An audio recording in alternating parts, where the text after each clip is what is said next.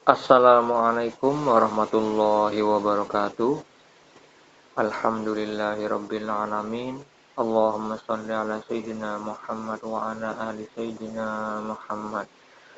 Berjumpa lagi dengan channel kami Ma'rifatullah, channel yang insyaallah banyak berbagi tentang ilmu mengenal Allah, yaitu terkait dengan ilmu syariat, tarekat, hakikat, yang mana semua itu adalah bagian dari Ma'rifatullah, ilmu mengenal Allah. Pagi ini masih di bulan suci Ramadan, saya akan berbagi tentang kisah perjalanan suluk seorang pemuda di zaman now yang saya kenal di grup Facebook, yang mana dia sangat ingin belajar tentang ma'rifatullah, ilmu mengenal Allah. Saya sebut dengan nama samaran si Fulan. Si Fulan ini usianya sangat muda. Saya mengenalnya dari grup Facebook, di grup-grup Ma'rifat, karena orangnya santun, maka saya ingin mengenalnya dan ingin melindungi dia dari pemahaman-pemahaman sesat, pemahaman-pemahaman sesat yang banyak beredar di Facebook. Karena kebanyakan orang-orang yang mengajarkan ilmu ma'rifat di Facebook, kebanyakan orang-orang yang hanya membaca ilmu dari buku, dari internet, tapi mereka tidak menyadari kesalahan mereka. Oleh karena itu, saya menjalin pertemanan dengan si Fulan ini agar mendapat pemahaman yang benar.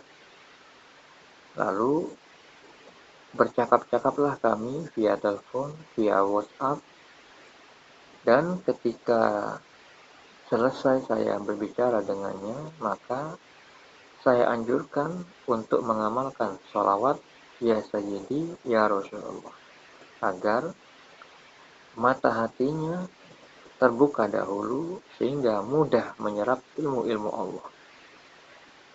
Perlu diketahui saudara-saudariku, muslimin muslimat, mukminin mukminat, ma'rifatullah bukanlah ilmu tentang membaca saja, melainkan harus dipraktekkan di dalam berkehidupan, di dalam segala permasalahan hidup. Ketika Allah memberikan ujian kebaikan dan keburukan, maka ilmu mengenai teori ma'rifat itu harus diamalkan sehingga mendapatkan rasa di hati kita. Jadi tidak hanya sekedar membaca lalu disiarkan begitu saja di Facebook atau di media manapun. Hal itu akan menyesatkan umat nantinya. Seperti halnya untuk memudah pahamkan, apabila kita belajar ilmu memasak, kita sibuk membaca resepnya saja, tidak pernah mempraktekkan, maka bagaimana mungkin tahu persoalan-persoalan? Ketika mempraktekkan masak, pastilah banyak persoalan.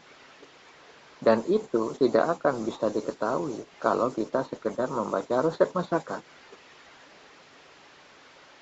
Berbeda lagi kalau kita mempraktekkan ilmu memasak tersebut dengan keuletan, dengan ketekunan, akhirnya kita bisa memiliki rasa bagaimana memadu-madankan,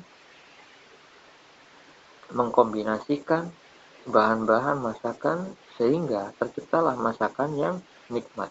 Dan terbuktilah ilmu resep masakan yang kita pelajari tersebut, kita ketahui bahwa praktek kita benar atau tidak setelah hasil masakan tersebut selesai dibuat dan dirasakan oleh kita sendiri. Begitu juga dengan makrifat. Orang yang hanya mengetahui ilmu membaca tentang makrifat dan orang yang memiliki kedudukan makrifat di sisi Allah sangatlah berbeda. Tidak bisa seseorang itu diukur hanya dengan pintar membahas teori ilmu ma'rifat. Karena terkait sabda Nabi Muhammad SAW di dalam kitab yang sahih, di dalam hadis yang sahih, ada orang alim yang masuk neraka karena amalannya itu bukan ditujukan kepada Allah, tapi untuk dirinya sendiri, agar ingin disebut sebagai orang alim, orang berilmu. Nah, itu seperti itu contohnya, bahwa orang yang pandai dalam hal ilmu agama, baik itu secara hafalannya, secara pemahamannya, secara ketika menjelaskannya. Tapi apabila niatnya itu bukan untuk Allah, karena hati yang kotor, maka tidak diterima amal itu di sisi Allah, melainkan Allah mencampakkannya dan memasukkannya kepada neraka karena telah mempersekutukan Allah di dalam beribadah. Karena manusia diciptakan oleh Allah Subhanahu wa taala untuk beribadah kepadanya semata-mata, tidak kepada yang lain. Sebagaimana Allah berfirman di dalam surah Az-Zariyat ayat 56. Allah Ta'ala berfirman, dan tidak kuciptakan jin dan manusia melainkan supaya beribadah kepadaku. Nah, oleh karena itu, bagaimana cara mengetahui orang itu sudah mendapatkan kedudukan makrifat dari sisi Allah? Kuncinya hanya satu. Ketika dibacakan nama Allah, hatinya bergetar. Seperti halnya di dalam surat Al-Anfal ayat 2, Allah Ta'ala berfirman, sesungguhnya orang-orang yang beriman adalah mereka yang apabila disebut nama Allah gemetar hatinya, dan apabila dibacakan ayat-ayatnya kepada mereka bertambah kuat imannya, dan hanya kepada Tuhan mereka bertawakal. Kenapa saya sebutkan ayat ini sebagai acuan untuk melihat orang itu mendapat kedudukan makrifat di sisi Allah? Karena hati yang apabila disebut nama Allah bergetar hingga orang itu bisa menangis melihat keagungan Allah, itu tanda-tanda dia itu memiliki hati yang bersih. Hati yang bersih bukan berarti orang yang tidak memiliki dosa, melainkan orang yang senantiasa mengimbangi perbuatan buruk dengan perbuatan baik. Karena perbuatan baik itu menghapuskan dosa-dosa. Oleh karena itu, Nabi Muhammad SAW bersabda tentang apabila kita mandi 5 kali sehari, maka tidak akan tersisa kotoran. Mandi 5 kali sehari itu adalah gambaran dari sholat 5 waktu yang wajib kita laksanakan. Oleh karena itu, Allah Ta'ala berfirman di dalam surat Al-Ankabut ayat 45. Agar apa? Kita tetap menjaga perintah sholat itu. Karena sholat itu bisa mencegah perbuatan keji yang mungkar. Perbuatan keji dan mungkar itu akan membawa dampak kepada hati kita, yaitu noda-noda hitam dosa yang akhirnya menutupi hati kita, dan ketika hati kita sudah tertutup, terhijab, terhalang dari Allah, akan susah mendapatkan petunjuk dari Allah, akan susah memahami ilmu-ilmunya. Hati itu seperti ibaratnya cermin. Apabila cermin itu kotor, maka apabila diberikan suatu benda di depan cermin itu, tidak akan bisa memantulkan, tidak bisa menampakkan suatu benda yang ada di depannya, karena terhalang oleh debu-debu yang kotor. Apalagi debu-debu itu sangat tebal. Oleh karena itu, saya menganjurkan kepada si fulan untuk sering bersolawat kepada Nabi Muhammad SAW. Kenapa begitu? Itulah salah satu mujahadah agar orang itu sampai kepada Allah. Sampai kepada Allah maksudnya adalah Syekh Ibnu Athaillah As-Sakandari menyebutkan di dalam kitab Al-Hikam, makna sampai adalah mengenal Allah, mengerti akan Allah. Mengerti dari Allah itu sendiri, bukan dengan hawa nafsu kita. Oleh karena itu, ketika seseorang itu banyak bersolawat, maka akan banyak sekali mendapat rahmat atau pertolongan dari Allah. Karena tidak ada amalan yang paling mudah diterima dan pasti diterima oleh Allah Subhanahu wa Ta'ala selain sholawat. Sholat 5 waktu itu susah untuk diterima Allah Subhanahu wa Ta'ala.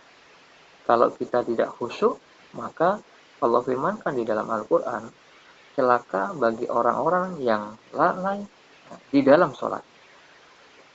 Orang yang sholat hatinya lalai menghadap kepada Allah, maka disebut celaka oleh Allah Subhanahu wa Ta'ala. Ketika kita sholat, Allah tidak akan membalas sholat kepada kita. Ketika kita berpuasa, Allah nggak membalas puasa kepada kita. Ketika kita berhaji, Allah tidak membalas berhaji kepada kita. Tetapi apabila kita membaca sholawat 1 kali, maka Allah membalas sholawat kepada kita 10 kali. Yang maknanya adalah Allah membalas 10 rahmat kepada kita, 10 pertolongan kepada kita. Bayangkan apabila kita sanggup membaca 100 atau 1000 kali setiap hari dengan sholawat yang pendek saja, seperti hanya ya Sayyidi, ya Rasulullah, sholawat wahidiyah, yang mana sudah lama saya amalkan, yang akhirnya saya anjurkan kepada si fulan yang ingin belajar makrifat. Oleh karena itu, ketika kita mampu membaca, membiasakan 100 kali sehari atau 1000 setiap hari, bayangkan berapa puluh ribu kita dapat pertolongan dari Allah Subhanahu wa Ta'ala yang Maha Pengasih, Maha Penyayang setiap harinya.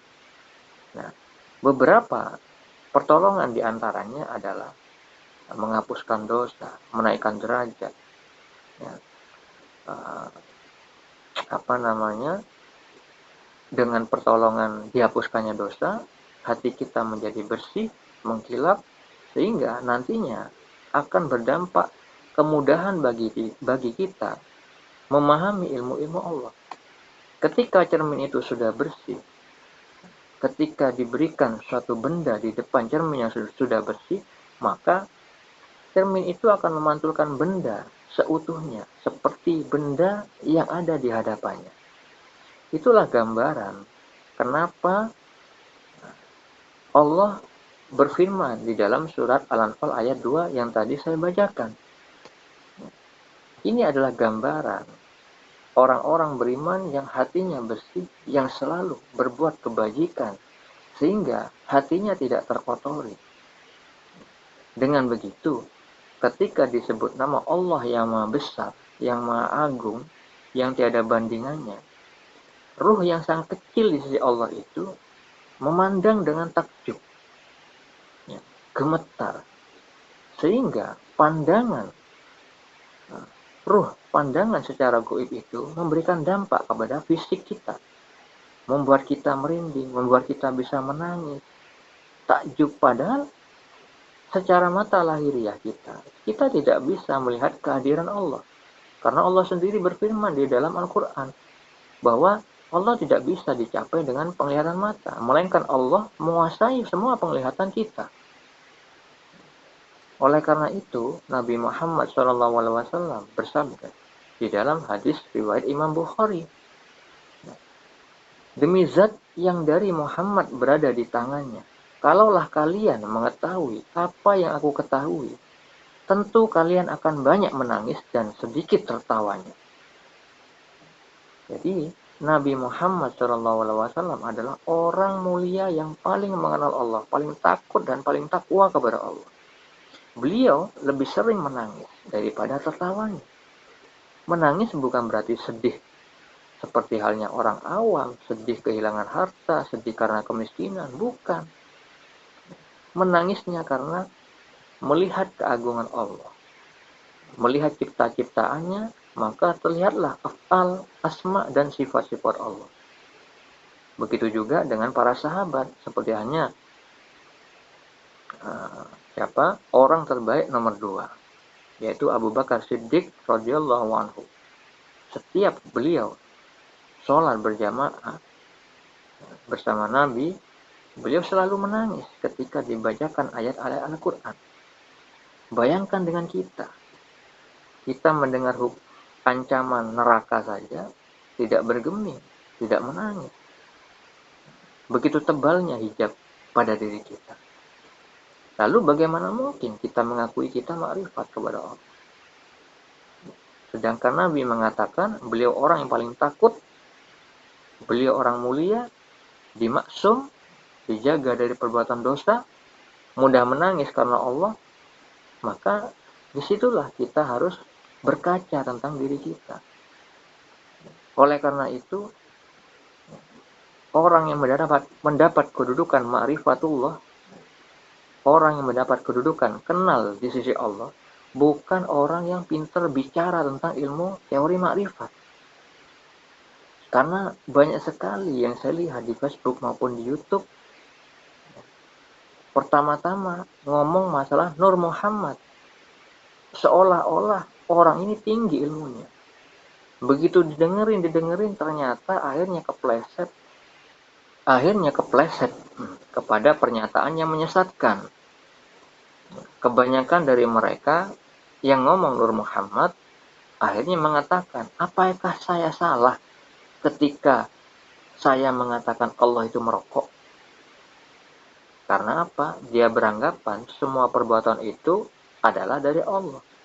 Dia tidak bisa membedakan mana itu ujian, mana itu memang hak prerogatif dari Allah. Ingatlah saudara-saudariku muslimin muslimat, Allah memang mengilhamkan manusia ketakwaannya maupun kefasikannya.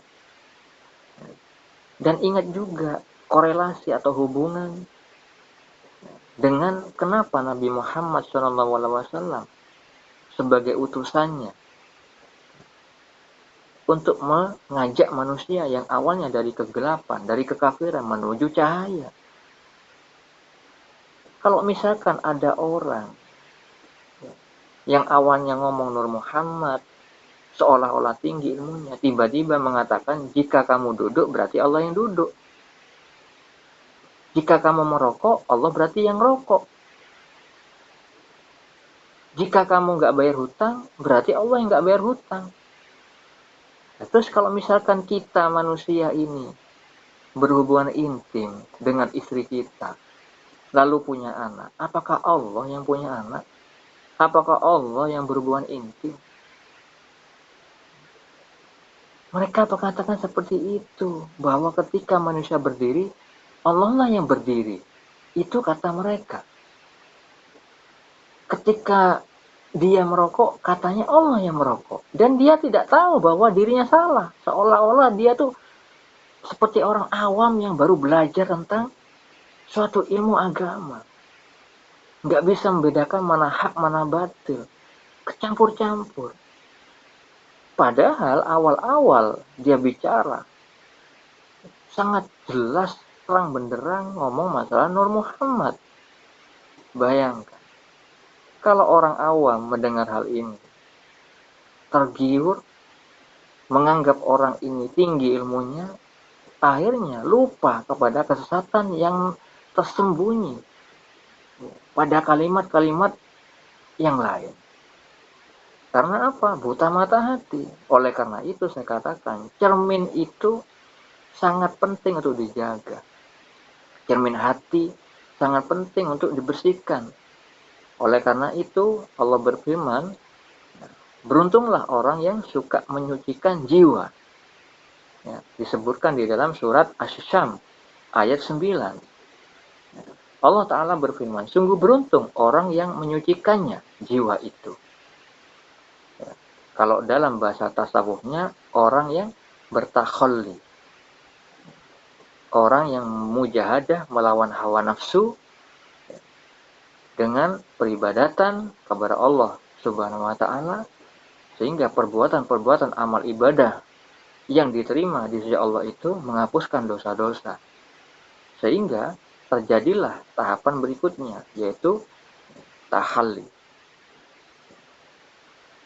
Allah menggantikan sifat-sifat buruk yang awalnya ditanamkan kepada manusia. Akhirnya setelah Allah menggantikan sifat-sifat tercela menjadi sifat-sifat yang baik, terjadilah tajalli. Allah menampakkan af'alnya kepada manusia yang sudah berhasil menundukkan hawa nafsunya. Yang mana sering kita dengar dengan bahasa matikan diri sebelum mati. Maksudnya mengendalikan hawa nafsu kita sebelum kita benar-benar meninggal menghadap kepada Allah.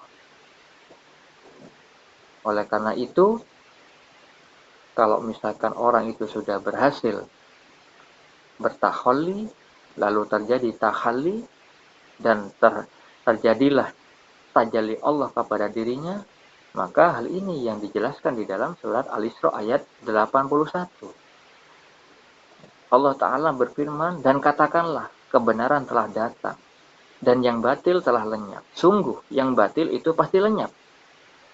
Dan secara hakikat juga dijelaskan pada surat An-Naml ayat 34. Allah Ta'ala berfirman, dia berkata, sesungguhnya raja-raja apabila memasuki suatu negeri, niscaya mereka membinasakannya dan menjadikannya penduduknya yang mulia jadi hina. Saudara-saudariku, muslimin muslimat, mukminin mukminat, itu yang saya anjurkan kepada si fulan untuk bersalawat, ya Sayyidi ya Rasulullah. Sehingga dia mau mengamalkannya. Lalu lama saya tidak menghubunginya. Akhirnya Allah menggerakkan hati saya untuk menghubunginya dan menanyakan kabarnya dan mengatakan kepada saya bahwa dia akan berhenti mengamalkan sholawat ya Sayyidi ya Rasulullah. Saya tanyakan kenapa. Dia mengatakan, saya jadi teringat dosa-dosa saya. Saya heran. Orang yang mengingat dosa-dosanya itu justru keadaan yang baik. Tapi pemuda ini, dia malah ingin berhenti dari mengamalkan sholawat wahidiyah. Saya bukannya memaksakan sholawat itu untuk diamalkan. Karena saya mengajarkan apa yang saya sudah amalkan. Dan saya sudah mendapatkan manfaat dari sholawat tersebut.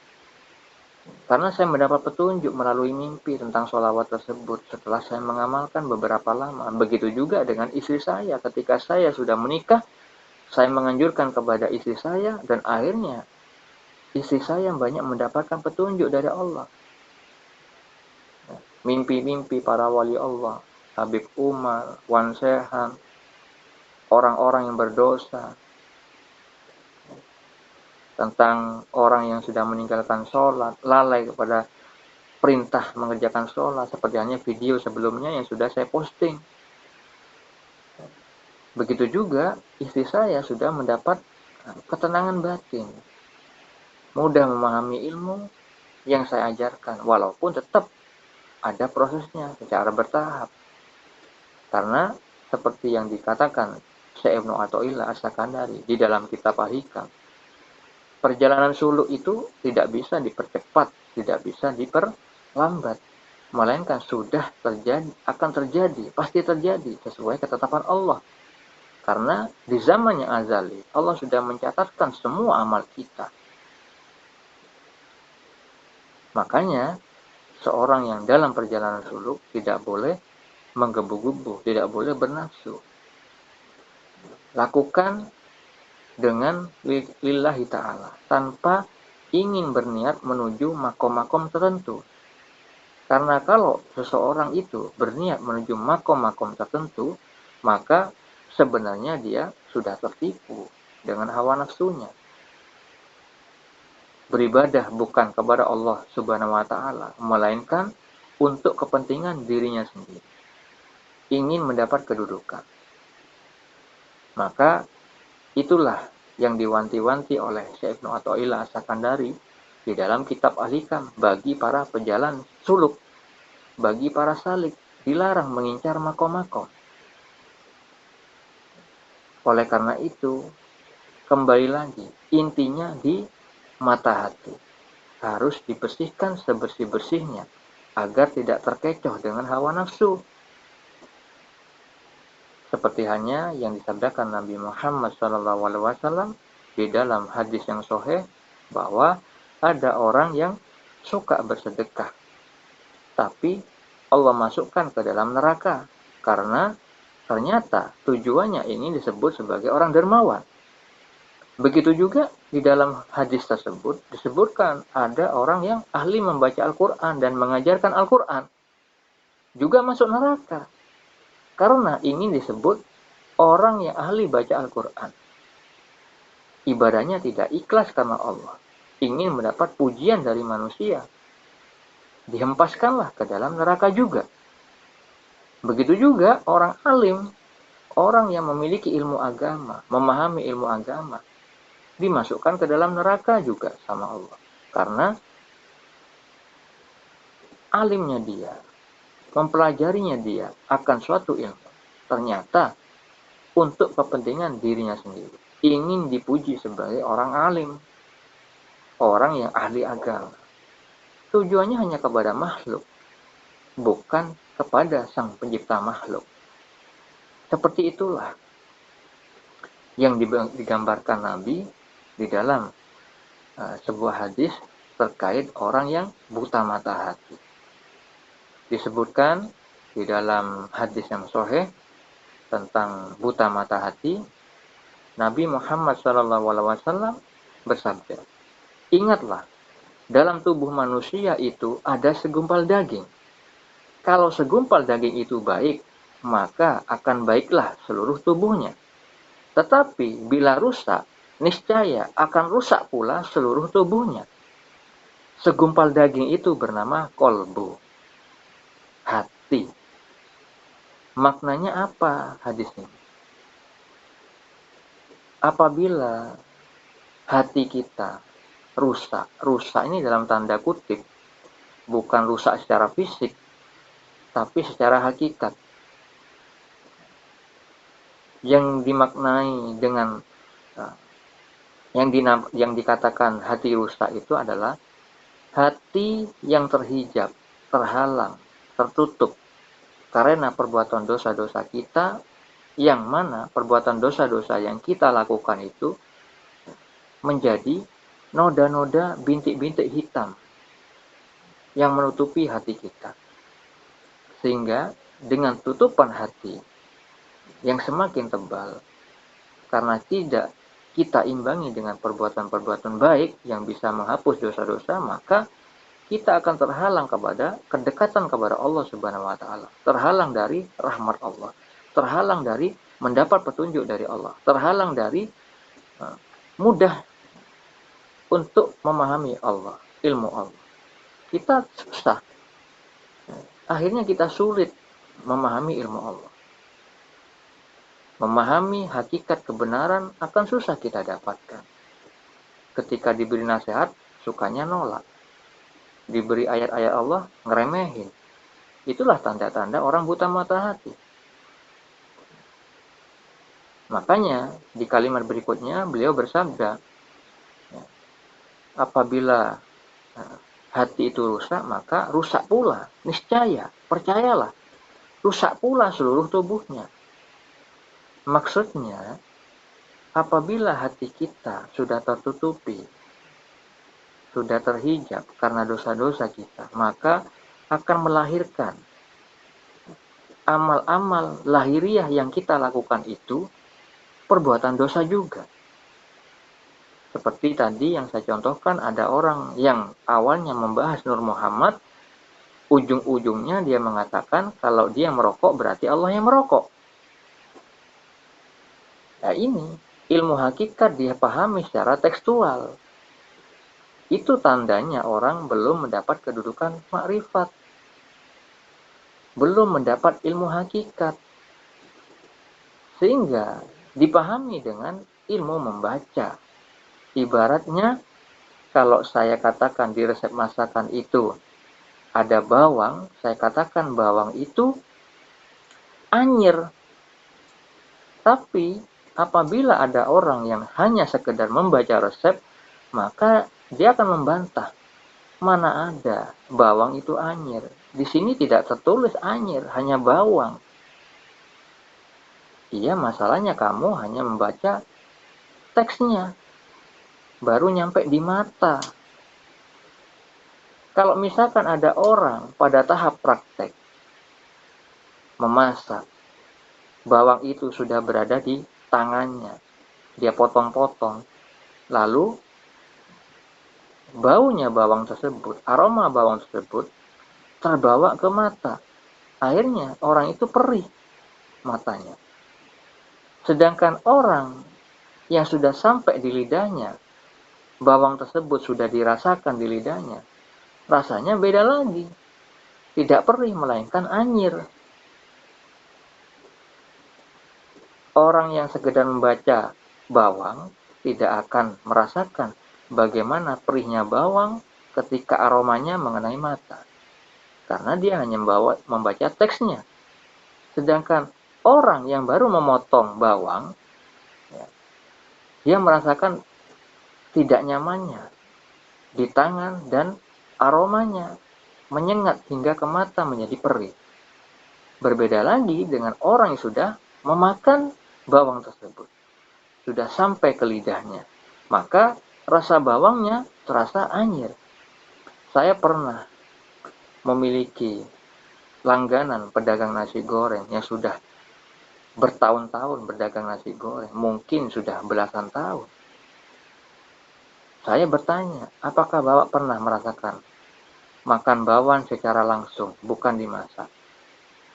Belum pernah, katanya. Saya saja sebagai pembelinya yang baru beberapa bulan mungkin menjadi langganan, sudah pernah merasakan bawang secara langsung. Anyirnya seperti apa? Tidak tahan kalau tidak dimasukkan ke dalam tahu lalu dimakan berbarengan dengan tahu. Ternyata penjual nasi goreng yang setiap kali dia masak pasti memotong bawang, langsung dimasukkan ke nasi gorengnya sebagai perpaduan rasa di nasi goreng yang dia jual, itu dia belum pernah merasakan bawang secara langsung dimakan di lidahnya. Makanya saya anjurkan mencobanya. Akhirnya dia mencobanya, ternyata dia nggak tahan juga. Nah, itulah gambaran orang yang menjual nasi goreng saja udah bertahun-tahun tidak pernah merasakan bawang secara langsung ada di lidahnya, hanya sampai kepada tangannya saja. Kalaupun dia pernah memakan bawang, pastilah bersama nasi goreng sudah menjadi satu. Akhirnya yang termakan rasa nikmat, bukan rasa anyir, karena sudah kecampur dengan bahan-bahan yang lain. Seperti itu contoh-contoh apabila ilmu makrifat yang hanya sekedar dibaca, yang kedua hanya baru sekedar mempraktekkan tapi belum lulus, yang ketiga sudah wusul. Apabila seorang itu sudah wusul, maka apa yang dikatakan Sultanul Aulia Syekh Abdul Qadir Al-Jilani akan terjadi, yaitu ketika melihat bentuk, melihat makna. Coba dibuktikan, saudara-saudariku semua, apabila Anda berkenalan dengan orang-orang yang bicara makrifat, entah itu di YouTube maupun di Facebook, tanyakan, apa yang kamu lihat ketika melihat ATM, mesin ATM?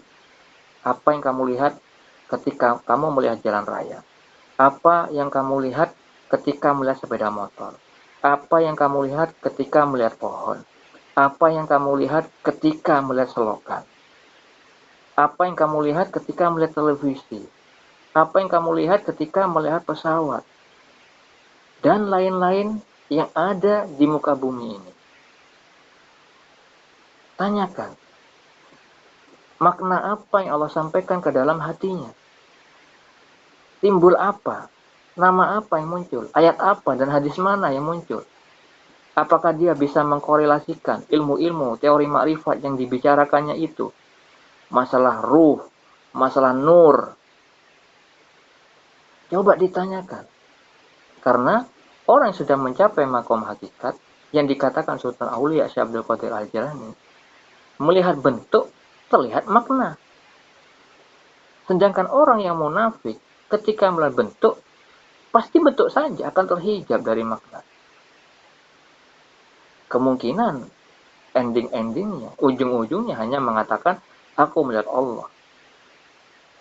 Kalau anak SD berkata begitu, bisa saja menirukan. Buktinya melihat Allah bagaimana? Nah, ini yang banyak belum diketahui oleh orang-orang yang masih dalam perjalanan.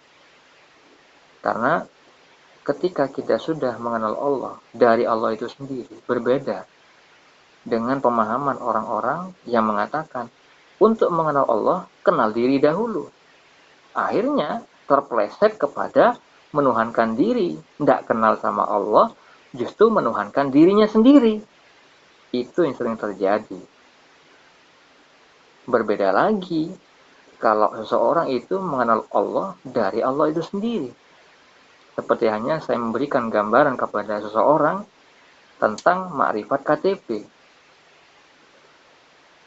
Kalau kamu ingin mengenal pemilik KTP, jangan hanya baca KTP-nya.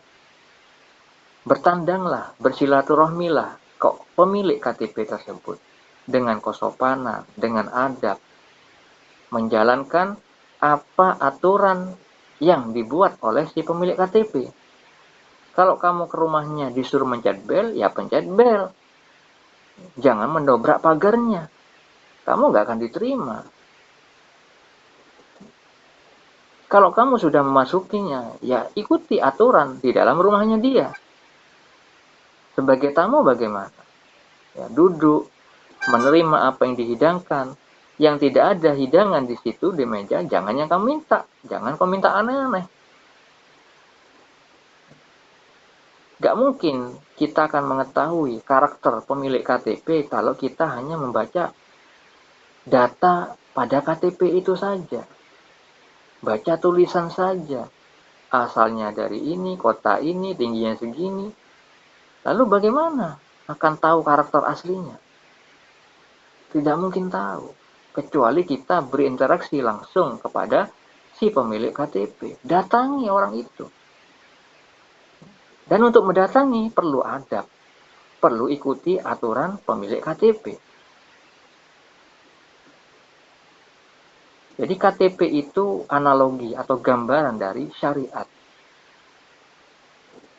Syariat itu kan peraturan.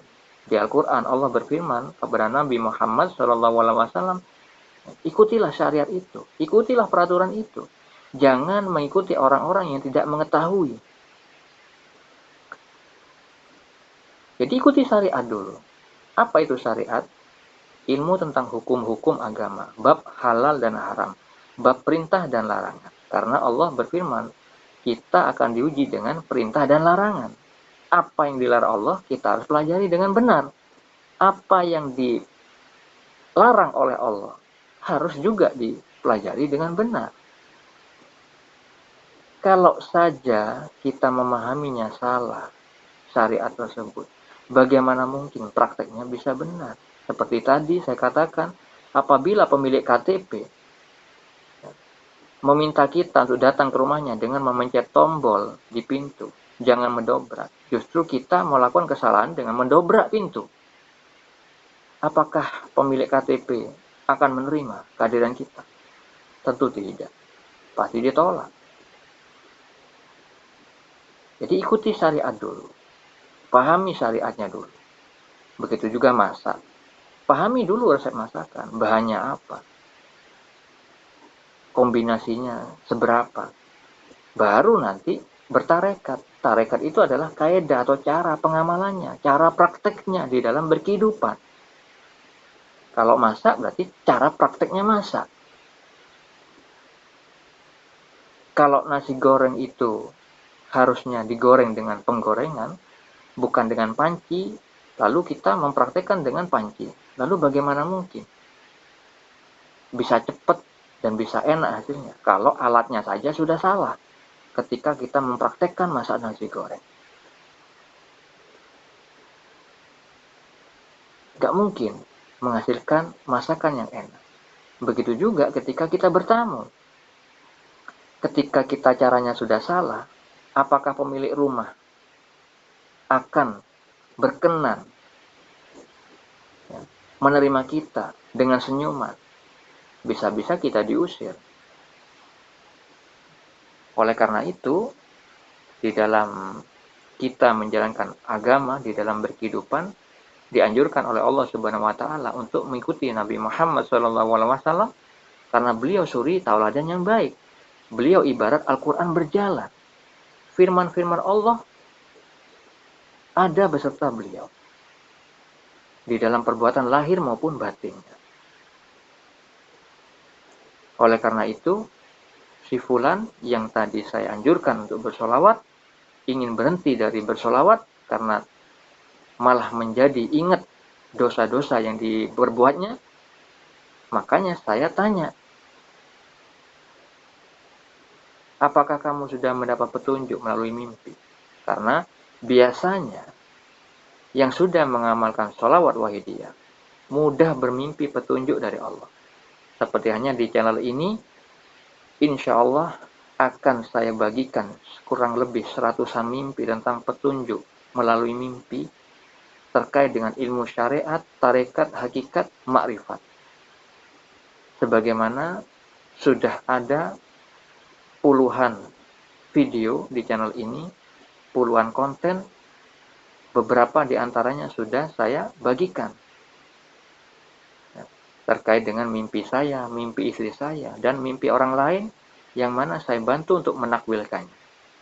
Perlu diketahui saudara-saudariku muslimin muslimat, mukmin mukminat, jangan menganggap remeh mimpi, karena mimpi adalah bagian dari syariat Islam. Kalau saja ada orang meremehkan mimpi, maka dia masih buta tentang syariat Islam tentang mimpi.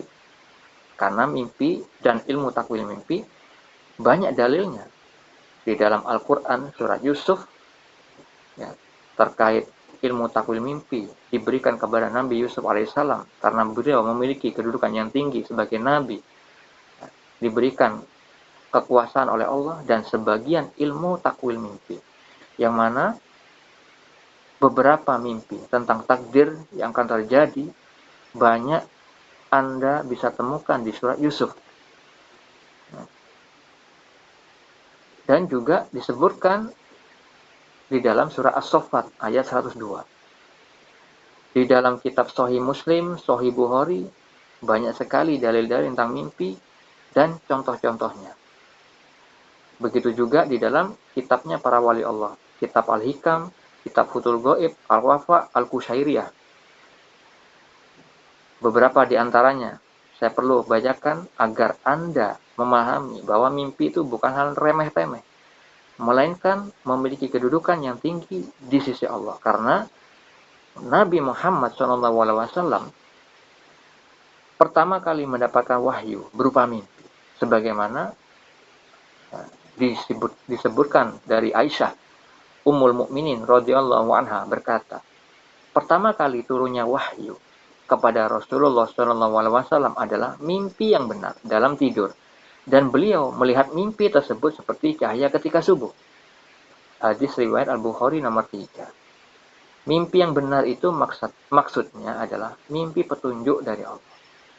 Di dalam kitab hadis riwayat Al-Bukhari nomor 6983 diriwayatkan dari Anas bin Malik radhiyallahu anhu bahwa Rasulullah SAW bersabda, mimpi yang baik dari seorang yang saleh itu adalah salah satu dari 46 bagian kenabian. Nah, inilah alasan saya mengapa saya katakan mimpi itu memiliki kedudukan yang tinggi dari sisi Allah. Kenapa? Karena mimpi petunjuk dari Allah itu pada umumnya diberikan kepada orang-orang yang soleh, orang yang beriman yang soleh.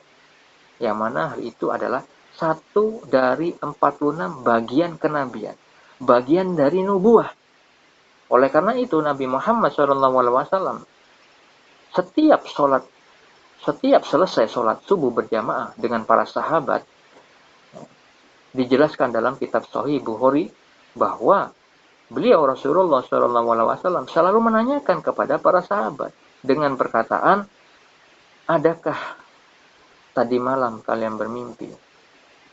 Kalau misalkan ada para sahabat yang bermimpi, maka diceritakanlah kepada Nabi Muhammad agar Nabi Muhammad menjelaskan takwilnya, menjelaskan maknanya. Beliau mengatakan, Masya Allah, ketika ada sahabat yang menceritakan mimpinya. Tetapi, apabila para sahabat tidak ada yang bermimpi, dan apabila Nabi Muhammad SAW yang bermimpi, maka beliau menceritakan mimpinya kepada para sahabat, lalu menjelaskan juga takwilnya. Seperti hanya yang sudah disabdakan beliau, hadis yang panjang, insya Allah itu ada di kitab Sahih Bukhari, tentang pemberitahuan orang-orang yang dihukum di neraka, tentang bezina, pemakan riba, orang-orang yang menyebarkan berita palsu. Itu hukuman-hukumannya dengan rinci disebutkan di dalam mimpi tersebut. Sehingga mimpi itu bisa dijadikan dalil. Tentunya tidak semua mimpi, hanya tertentu saja. Begitu juga sebenarnya dengan Al-Quran. Al-Quran walaupun itu adalah pedoman bagi kita semua umat Islam, tapi tidak semua boleh dilakukan. Seperti halnya Nabi Khidir alaihissalam yang dipertemukan dengan Nabi Musa alaihissalam. Allah setelah menegur Nabi Musa alaihissalam karena ketika ditanyakan siapa orang yang paling soleh, beliau mengatakan beliau, yaitu Nabi Musa. Allah menegurnya karena tidak mengembalikan ilmu itu kepada Allah, sang pemilik ilmu yang sebenarnya. Maka dianjurkan untuk bertemu dengan orang yang lebih soleh, yaitu Nabi Khidir alaihissalam. Allah Subhanahu wa Ta'ala menyebutkan bahwa Nabi Khidir alaihissalam itu lebih soleh daripada Nabi Musa. Tetapi dari pertemuan itu terjadilah 3 perbuatan Nabi Khidir alaihissalam yang terlihat melanggar secara syariat dari sudut pandang Nabi Musa alaihissalam yang mengukurnya dengan ilmu syariat. Seperti hanya membunuh anak kecil yang dikhawatirkan akan membuat kafir kedua orang tuanya yang soleh di masa mendatang. Nabi Khidir membunuhnya. Tapi secara hakikat Allah lah yang membunuhnya melalui sarana tangan beliau Nabi Khidir alaihissalam. Lalu Nabi Khidir melubangi perahu. Hakikatnya Allah yang berbuat. Nabi Khidir mendirikan bangunan yang akan roboh. Pemilik rumahnya adalah seorang anak yatim yang masih kecil, yang diharapkan anak yatim itu nantinya akan menggunakan harta simpanan yang ada di dalam rumah tersebut. Semua kejadian yang dilakukan Nabi Khidir alaihissalam, Nabi Khidir menjelaskan kepada Nabi Musa alaihissalam bahwa semua perbuatan itu bukan dari dirinya sendiri, bukan kemauannya Nabi Khidir sendiri, melainkan dari Allah Subhanahu wa Ta'ala, yang mana Sultanul Aulia Syekh Abdul Qadir Al-Jani menyebutkan dengan perkataan disetir dalam tanda kutip, dikuasai, seperti yang disebutkan di dalam hadis qudsi ketika Allah mencintai seorang hamba yang sudah melakukan kewajiban dan melakukan ibadah yang sunnah.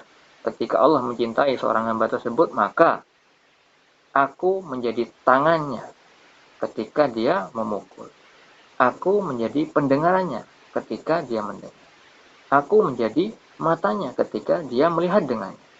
Artinya, seseorang yang ada tajalli Allah bersamanya, maka seluruh gerak diamnya bersama ilmu Allah, bersama bimbingan Allah.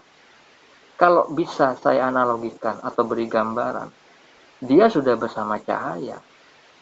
Berbeda dengan salik yang butuh cahaya. Ketika salik tidak mendapati cahaya, maka dia seolah berjalan di dalam kegelapan malam.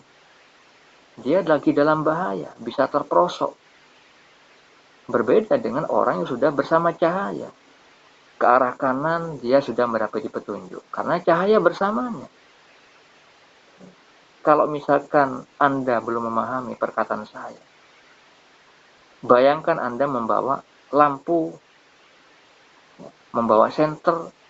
Ketika Anda berjalan pada kegelapan, Anda sendiri yang membawa senter, Anda akan mendapati jalan-jalan tersebut dengan terang benderang.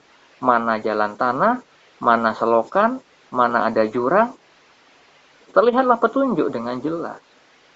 Berbeda dengan orang yang berjalan tanpa membawa senter. Dia masih menunggu orang yang membawakan dia senter. Akhirnya, kalau dia berjalan dengan sendirinya tanpa adanya senter yang dibawakan oleh orang lain, maka dia akan terperosok. Dia akan salah jalan. Seperti hanya para salik, orang yang masih dalam perjalanan suluk. Nah, itulah yang saya anjurkan kepada si Fulan, dan mimpinya si Fulan, yaitu yang diceritakan kepada saya, dia bermimpi. Dia takut pulang. Dan di mimpi itu dia lagi telanjang. Di mimpi itu ada seorang perempuan yang hendak memberikan baju, tapi belum sampai diraih si Fulan, akhirnya dia terbangun. Apa maknanya? Mimpi itu terkait dengan simbol-simbol. Seperti halnya Al-Quran, yang mana Allah Ta'ala berfirman, ada ayat yang muhkamat, yaitu ayat yang terang benderang maknanya. Tidak perlu pentafsiran, tidak perlu adanya takwil. Tapi Al-Quran ada ayat-ayat yang mutasyabihat, ayat yang memiliki kecenderungan banyak makna, sehingga butuh orang-orang yang mendalam ilmunya. Itu yang difirmankan Allah Subhanahu wa Ta'ala.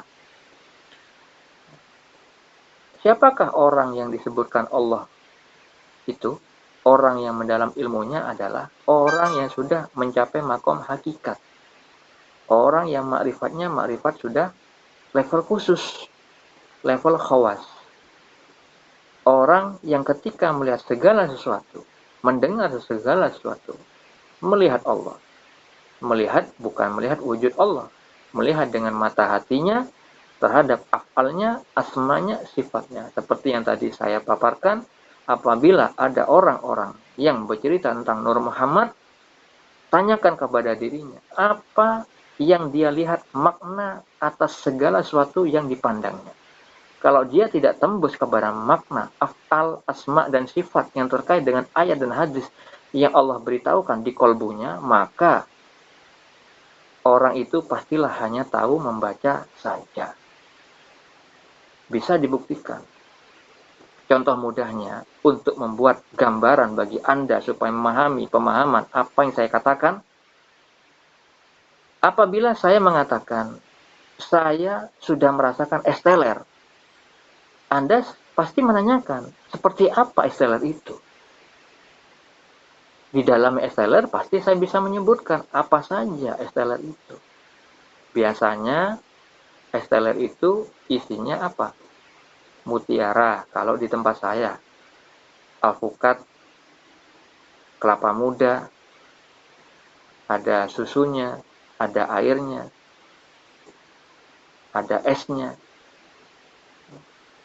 Itu biasanya esteller di tempat saya. Jadi kalau misalkan saya mengatakan saya pernah merasakan esteller, maka saya bisa membuktikan dengan apa? Menceritakan dalamnya esteller, isinya itu apa saja. Rasanya seperti apa. Walaupun sebenarnya rasa tidak bisa diungkapkan dengan kata-kata, nggak bisa diwakili. Rasa asin saja, kita nggak bisa menggambarkan bagaimana. Kotak-kotak kah, bulat-bulat kah, nggak bisa. Kecuali Anda juga ikut merasakan masakan asin yang saya sudah makan. Kalau tidak, Anda pasti mempersekutukan rasa asin yang saya sebutkan. Kalau saya mengatakan air terjun Madakaripura itu sejuk, kalau Anda belum pernah merasakan langsung air terjun Madakaripura, maka Anda pasti mempersekutukan, mengadakan rival-rival, menganggap seolah-olah sama dengan air terjun yang lain yang pernah Anda rasakan. Nah, itu yang saya sebutkan mempersekutukan. Makanya Allah berkata kepada Sultanul Aulia Syekh Abdul Qadir Al-Jailani dalam kitab Risalah Ghausiyah, barang siapa yang belum merasakan kemanunggalan rohani, maka ketika orang itu mempercayainya, maka dia telah kafir. Nah, ini kebanyakan orang-orang tidak merasakan kekafirannya, belum mendapat kedudukan itu, akhirnya berkata-kata berlebihan tanpa batas, akhirnya melanggar ayat-ayat Allah di dalam surat Al-An'am ayat 135. Allah Ta'ala berfirman, menganjurkan kepada Nabi Muhammad SAW agar kita kaumnya berbuat sesuai dengan kedudukan kita. Kalau tidak, berbahaya. Gambarannya seperti halnya kita sudah pernah lihat berita-berita, ada warga sipil yang bukan polisi, dia memakai seragam polisi dan ikut menilang orang-orang di jalan raya. Benar, orang di jalan raya, pemakai motor, ketika nggak bawa helm, itu melanggar aturan polisi. Tapi yang menilang haruslah polisi, yang memang kedudukannya memang benar-benar polisi. Tapi kalau Anda warga sipil memakai jubah polisi, padahal Anda bukan polisi, ikut-ikutan menilang mereka yang lagi salah tidak memakai helm ketika berkendaraan, maka Anda dikenai hukum pidana. Allah sebenarnya sudah beri gambaran di muka bumi ini, petunjuk-petunjuk menyebar. Tapi hal itu tidak akan bisa didapati oleh orang-orang yang buta mata hati. Sehingga orang-orang yang menirukan perkataan para wali Allah di medsos atau dimanapun itu tidak mengetahui bahayanya. Karena mereka buta mata hati. Ketika melihat segala sesuatu di muka bumi ini tidak mendapat petunjuk.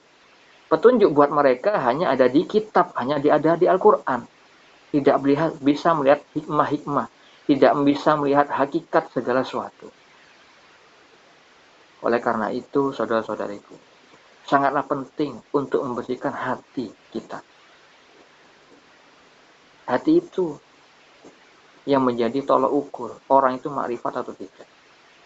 Ketika mengucapkan Allah, berapa menit bisa menangis. Dan menangisnya pun karena apa? Ingat dosa atau melihat keagungan Allah. Kalau saja seseorang itu baca Al-Quran 3 jam, sholawatan 1 jam, tetap gak bisa menangis, itu sudah tanda terhijabnya hati. Bisa jadi karena merasa banyak amal, merasa ada kelebihan dalam diri, sehingga terhijab.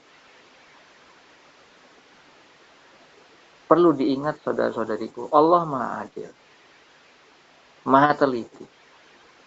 Di dalam kemaksiatan ada peluang ketaatan. Di dalam ketaatan ada peluang kemaksiatan. Maka berhati-hati. Ketika orang itu buta mata hati, tidak akan bisa melihat hal yang seperti ini. Tidak akan jeli melihat mana hak, mana batil, mana yang sudah kecampur.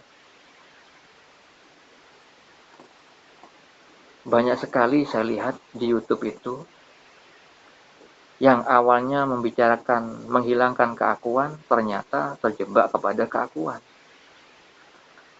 Ada juga seorang kiai yang pintar membaca kitab gundul, sudah sekolah di luar negeri, tapi dia bermimpi diceritakan kepada khalayak, dia tidak tahu makna mimpinya itu berbahaya, keadaan kerohaniannya buruk dari sudut pandang Allah, tapi dia tertawa seolah-olah dia itu dalam keadaan baik. Padahal hal itu buruk. Mungkin Anda pernah mendengar seorang kiai mengatakan, beliau bermimpi dapat tongkat dari ayahandanya, yang mana seingat saya ayahandanya itu seorang yang alim. Lalu kiai ini sebagai anaknya mendapatkan tongkat itu dari bapaknya, tapi tongkat itu ditekan-tekan ke muka bumi, ke tanah. Akhirnya timbullah ledakan. Beliau ini meminta takwilnya kepada gurunya di luar negeri sana, yang katanya sudah doktor tentang ilmu yang beliau anggap ada di atas beliau. Maknanya hanya baik, katanya, meneruskan ilmu dari orang tuanya. Tetapi ada yang miss di situ, ada yang tidak lengkap di situ, yang mana hal itu bahayanya. Semoga Anda yang bermimpi hal ini mendengar penjelasan ini. Penekanan tongkat kepada bumi yang Anda lakukan di mimpi itu ruh Anda melakukan itu. Itu maknanya hawa nafsu Anda, memaksakan pendapat Anda, akal Anda, bukan dari sisi Allah. Sehingga timbullah ledakan. Ledakan itu tidak baik. Yang korelasinya dengan ayat Allah, di mana Al-Quran itu meledak marah. Dengan hawa nafsu Anda berkhutbah, Anda mensyiarkan agama Allah. Sehingga banyak statement Anda yang menjerumuskan umat. Yang mana beberapa di antaranya saya sudah lihat tentang pemaknaan la ilaha illallah, kalimat tauhid. Tentang istri Nabi. Banyak sekali pemahaman-pemahaman Anda yang menjerumuskan umat. Tapi Anda tidak menyadari. Nah, itulah terkait dengan mimpi Anda. Menyebabkan ledakan, penekanan pada bumi itu hawa nafsu Anda. Sehingga yang sebenarnya hukumnya itu haram, Anda katakan tidak. Karena tidak ada secara tekstual disebutkan di Al-Quran. Padahal di Al-Quran itu nggak semuanya secara tekstual, melainkan ada secara hakikat. Saya bermimpi tentang rokok. Saya seringkali mendapat petunjuk dari Allah, yang mana saya dianjurkan untuk meluruskan orang yang saya mimpikan karena petunjuk Allah. Anda menyukai rokok, sehingga meniadakan pengharaman rokok. Yaitu salah satu hawa nafsu Anda. Karena kesukaan Anda kepada rokok, lalu Anda tidak mencari dengan serius. Padahal Habib Umar bin Hafiz, ulama besar, mengatakan, orang yang di dalam rumahnya ada asap rokok, itu dilaknat oleh Allah. Habib yang lain mensyiarkan bahwa Nabi tidak jadi mendekati cucu Nabi, karena di sebelahnya ada orang yang membawa tembakau. Padahal rokok itu ada empat hal yang melanggar.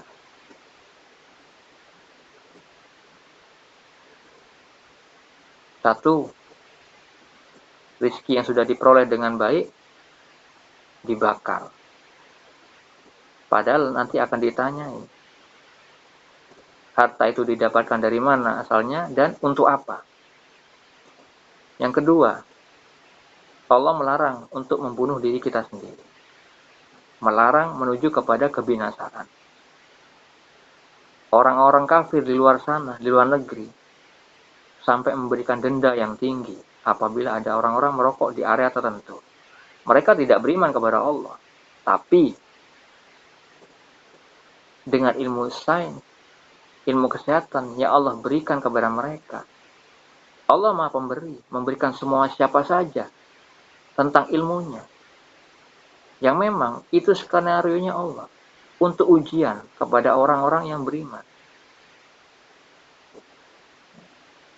Allah memberi manfaat kepada semua orang tanpa melihat agamanya.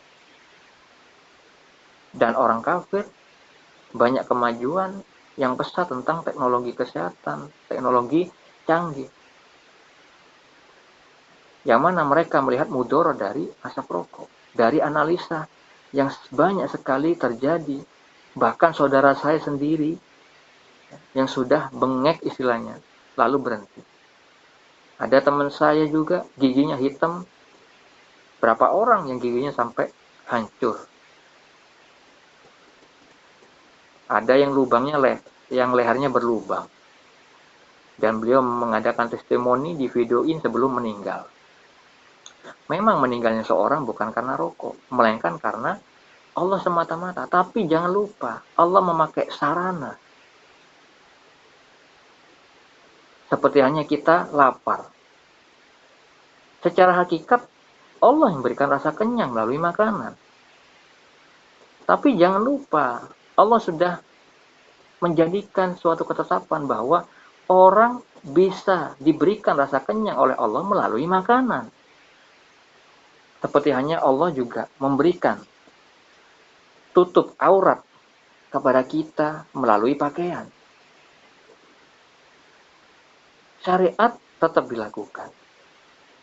Tarekatnya harus benar, pengamalannya harus benar, prakteknya harus benar. Hakikatnya, ya jangan lupa mata hatinya tembus kepada Allah. Kalau misalkan orang hanya mengatakan rokok tidak bisa mematikan, coba saja. Coba saja. Setiap hari hisap rokok tanpa makan. Coba 1 karung setiap hari.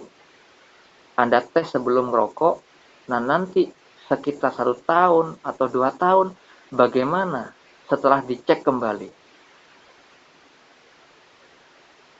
Jadi, semua itu ada kepastian dampaknya. Kalau tidak, buat apa pemerintah berani memberikan aturan semua rokok harus dilabeli berbahaya. Dan pemilik pabriknya pun yang pada umumnya orang berdagang itu selalu memberikan kebaikan-kebaikan produk-produk yang dia jual. Ini gak apa, gak keberatan. Diberi stempel, diberi stiker yang menakutkan, rokok membunuhmu. Tapi anehnya, orang-orang sudah diberi akal sama Allah, diberi ilmu sama Allah, diberi gambaran dengan ilmu kedokteran yang mereka sudah mendapati dengan analisa yang mendalam. Tapi orang-orang yang hawa nafsunya begitu kuat, mencari-cari alasan sehingga meniadakan bahwa rokok itu tidak berbahaya. Saya lebih meyakini berbahaya karena saya sendiri mendapat petunjuk tentang orang yang merokok dan saya dianjurkan untuk mengingatkan. Itu masalah mimpi yang dialami seorang kiai yang bisa membaca kitab gundul. Ini kenapa saya bahas seperti ini? Supaya Anda semua memahami bahwa kedudukan makrifat itu bukan karena bisa membaca kitab gundul, bukan karena hafal Al-Quran, bukan karena banyak ibadah, melainkan makom makrifat itu diberikan Allah kepada orang-orang yang dikehendaki dengan rahmatnya, dengan kemampuan, mampu beribadah dengan cara yang benar. Jadi jangan dibalik. Makrifat tidak bisa dicapai dengan ibadah apapun, melainkan Allah lah yang memberikan dengan rahmatnya, sehingga tandanya orang itu dimampukan beribadah dengan benar.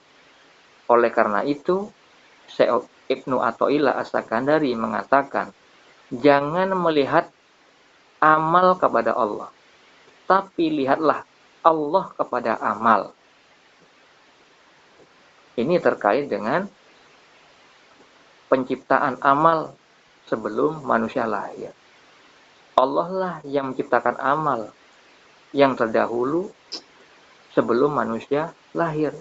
Maka ketika orang itu mendapat takdir dari Allah, dia mampu bermakrifat kepada Allah, mampu wusul kepada Allah, maka jangan katakan karena ibadahnya, tapi karena rahmat Allah lah dia mencapai makom tersebut, ditandai dia mampu beribadah dengan benar, niat yang benar, cara yang benar. Saya tidak mengatakan orang makrifat itu tidak ibadah, tidak demikian. Orang yang bodoh mengatakan begitu. Seperti hanya saya katakan tadi, orang yang bisa membuktikan rasa masakannya, dia pastilah orang yang ahli masak, ahli membaca resep dan memahami resep masak, dan ahli mempraktekkan masaknya, dan akhirnya ahli di dalam mengkombinasikan rasa masakan, dan akhirnya terciptalah masakan yang enak, terbukti lezatnya. Nggak mungkin seorang chef dengan modal membaca resep saja. Bagaimana mungkin dia bisa mengomentari orang-orang yang praktek masak kalau hanya bisa membaca ilmu resep masak saja? Nggak mungkin. Maka kalau misalkan ada orang-orang yang mengatakan orang makrifat tidak sholat, itulah orang-orang yang hanya bisa membaca ilmu makrifat, sehingga salah memahami. Saya memahami maksud tujuan pemahaman dia, cuman salahnya dia ketika membicarakannya. Sebenarnya ada orang mengatakan demikian seolah-olah memahami makna la haula wala quwata illa billah. Tapi dia kepleset. Allah membiarkan kepleset lidahnya itu agar apa? Orang-orang yang sudah mendapat kedudukan hakikat bisa memahami ini orang yang tersesat, mana yang batil, mana hak, sudah jelas. Seperti hanya orang ahli masak melihat orang yang baru belajar resep masak. Orang ahli masak sangat paham siapa yang baru belajar ilmu memasak, siapa yang baru belajar mempraktekkan masak, dari cara memegang alat masakannya, dari cara memasaknya. Kalau mau ditarik kepada bidang olahraga, sebagai contoh yang lain, pebasket atau ahli basket pastilah paham kepada ketika orang itu melihat orang baru belajar memegang bola basket, pastilah tahu cara memegangnya tuh berbeda. Ahli basket pasti juga tahu orang yang baru belajar menggiring bola basket, pasti tahu bagaimana cara dribblenya, bagaimana cara 3-point-nya.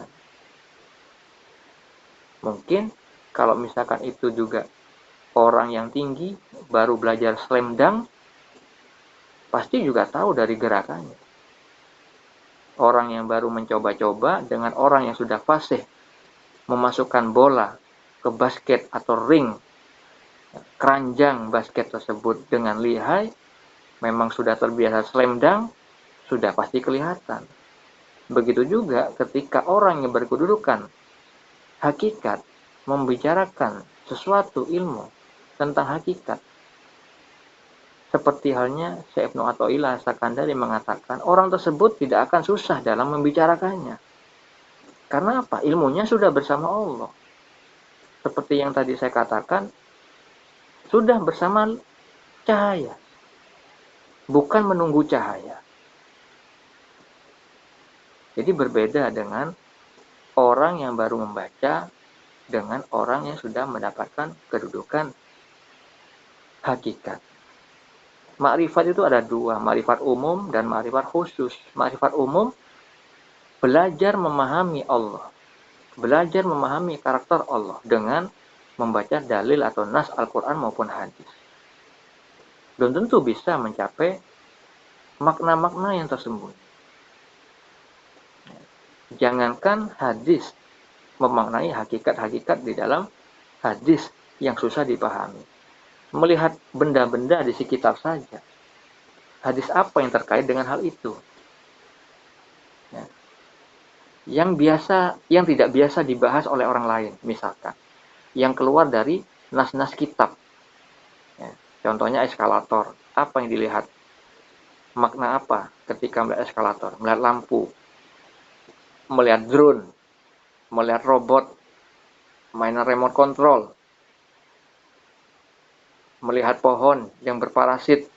Kenapa parasit itu hanya ada di bagian yang bawah, tidak kepada tangkai-tangkai yang tinggi, tangkai-tangkai yang ujung. Kira-kira Allah memberitahukan apa di batinnya? Ayat apa yang terkait, hadis apa yang terkait? Karena kalau sudah mencapai makom hakikat, Allah itu seringkali memberikan pendidikan di dalam kolbu, baik itu ketika terjaga maupun di saat tidur. Di saat tidur sering bermimpi, petunjuk dari Allah. Walaupun terkadang mimpi tersebut ada makna yang tersembunyi yang belum Allah beritahukan karena belum waktunya. Tapi ketika saat terjaga, ketika melihat ke kanan, ada benda, ada makna. Melihat ke kiri, melihat benda, ada makna. Seperti yang tadi saya sampaikan di beberapa video di channel ini, bisa Anda simak seperti hanya judulnya Musyahadah ketika melihat Mas Ali Bata. Ketika melihat Mas Ali Bata, seorang gitaris fingerstyle. Ketika menekan selang air, timbul makna. Ketika melihat kipas angin, timbul makna. Itulah yang disabdakan Nabi Muhammad SAW. Ada ilmu itu ibarat mutiara berlumuran tanah. Hanya ulama yang bisa mengetahui itu mutiara. Ulama yang dimaksudkan Nabi Muhammad SAW bukan sebutan ulama oleh manusia, bukan karena gelar doktor, profesor di sekolah, melainkan ulama dari sudut pandang Allah yang sudah mencapai makom hakikat dari sudut pandang Allah. Ma'rifatnya ma'rifat khawas.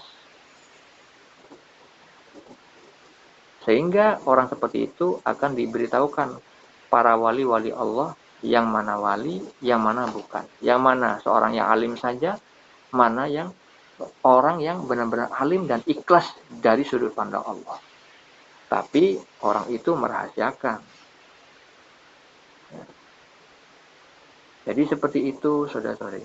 Yang dialami si fulan, mimpi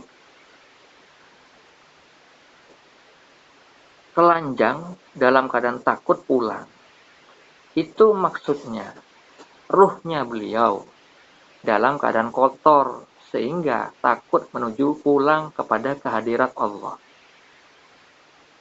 Ruhnya itu dalam keadaan berlumuran dosa dari sudut pandang Allah sehingga takut. Berbeda dengan apa yang dimimpikan Nabi Muhammad SAW tentang keadaan kerohanian, makom beberapa orang yang disabdakan Nabi di dalam kitab Sahih Bukhari. Beliau dinampakkan oleh Allah melalui mimpi tentang keadaan beberapa orang. Yang pertama, ada orang memakai baju gamis sampai sedada. Ada orang lain memakai baju gamis di bawah dada. Ada juga dinampakkan sahabat Nabi yaitu Umar bin Khattab radhiyallahu anhu memakai baju gamis yang ditarik-tarik. Maksudnya baju Umar bin Khattab itu panjang sehingga perlu ditarik-tarik. Apa takwilannya beliau? Makna yang beliau takwilkan terhadap mimpi yang beliau alami adalah agama. Baju itu terkait dengan agama. Nah, kok bisa disebutkan agama? Nah, itu sebenarnya bisa dijabarkan. Tapi insya Allah lain waktu saya perjelas supaya tidak panjang durasinya. Nah, terkait dengan mimpi yang dialami Nabi, terkait baju yang ditarik-tarik, itu adalah agama. Itu maksudnya agama terkait dengan ma'rifatnya Umar bin Khattab radhiyallahu anhu tentang tauhidnya, keimanannya, ketakwaannya. Berbeda dengan si fulan ini yang masih muda di zaman now, ruhnya telanjang dan ada perasaan takut pulang di mimpi itu. Artinya kebalikan dari mimpi yang dialami Nabi, yaitu keadaan Umar bin Khattab, beliau ma'rifatnya tinggi dengan visual baju panjang yang ditarik-tarik. Auratnya tertutupi dengan baju gamis. Sedangkan ruhnya si fulan di mimpi itu telanjang dan ada perasaan takut untuk pulang. Itu artinya fulan lagi buruk dari sudut pandang Allah. Lagi berkubangan dosa dari sudut pandang Allah. Oleh karena itu, di dalam kehidupan nyatanya, dia teringat dosa-dosanya ketika bersolawat. Itu sebenarnya rahmat dari Allah. Pertolongan dari Allah agar apa? Agar si fulan memperbaiki amal-amal baiknya. Agar si fulan kembali kepada Allah. Memperbaiki dengan amal-amal baik. Seperti yang Allah firmankan di dalam surat Al-Zalzalah ayat 7 sampai 8. Nah, kalau kita berbuat baik, niscaya pasti Allah akan melihat balasannya. Tapi ketika kita berbuat jahat, niscaya juga melihat balasannya. Walaupun sebiji zarrah perbuatan kita. Sekecil semut kecil, sebesar semut kecil. Nah, itulah kenapa saya anjurkan untuk bersolawat dahulu, mujahadah dahulu, agar apa? Ya, hati-hati, kolbu-kolbu yang masih kotor, percuma menimba ilmu, karena akan melahirkan perbuatan yang buruk, seperti yang disabdakan Nabi tadi, yang saya sebutkan. Saya beri analogi, gambaran supaya memudahkan. Kalau bila kita memiliki motor yang bagus spare part-nya, entah itu setirnya bagus, baru, ya, rodanya, bannya baru, ya, sadelnya baru, tangkinya baru, sudah diberi stiker yang bagus-bagus. Tapi ketika tangkinya kita isi dengan oli yang warnanya hitam itu, yang sudah menjadi sampah itu, apakah bisa jalan motor yang sangat bagus, yang sudah semua spare part diperbaiki, diganti yang baru? Maka spare part yang baru itu akan percuma apabila bahan bakarnya tidak diisi dengan aturan yang sesuai. Itu adalah analogi dari gambaran hati yang rusak, kolbu yang terhijab karena dosa. Hati itu adalah gambaran dari tangki yang tadi saya beri contoh, diisi dengan oli. Hati yang rusak adalah hati yang terhijab karena dosa-dosa, noda-noda hitam.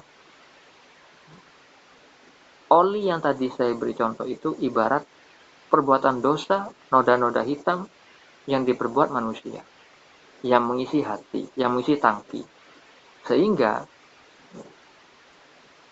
faktor utama yang bisa menjalankan motor itu agar bisa melaju dengan kencang sebagaimana mestinya, seharusnya diisi dengan bahan bakar yang sesuai, tidak dengan oli.